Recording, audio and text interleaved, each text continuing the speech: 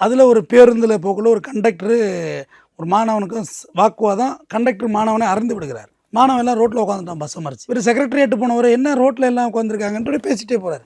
இல்லை ஏதோ மாணவனுக்கும் கான்ட்ராக்டருக்கும் சண்டை, அதனால் பஸ்ஸை மறைச்சிருக்கேன், வண்டியை திருப்பு முதல்ல அப்படின்னு ஒரு சிஎம் ஸ்பாட்டுக்கு போகிறார்.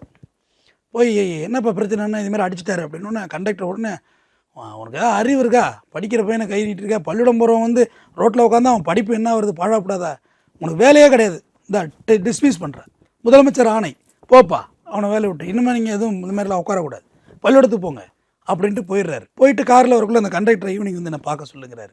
இன்றைக்கி இருக்குது இதே டி நகர் வீட்டில் வந்து பார்க்குறாரு, காமராசரோட வீட்டில். ஏன்னா உனக்கு எதாவது அறிவு இருக்கா, அவன் தான் படிக்கிற பையன், முன்ன பின்ன தான் இருப்பான், படிக்காத மேதைங்க காமராசர் முன்ன பின்ன தான் இருப்பான், நீ தான் கொஞ்சம் அனுசரித்து போகணும், அவனுக்கு சமக்கு சமன்னா அவன் ரோட்டில் உட்காந்துருக்கான் பள்ளிக்கூடத்துக்கு போகிறவன் அப்படின்றாரு. அந்த ஒரே காரணத்துக்காக தான் இவங்களெல்லாம் மன்னிக்கிறாங்க கவர்மெண்ட்டு, தெரிஞ்சவங்க. சரி, சின்ன பையன், வாழ்கிற வேண்டிய வயசு, இதுலேயே நம்ம கவர்மெண்ட்டே வாழ்க்கையை கெடுத்துடக்கூடாது.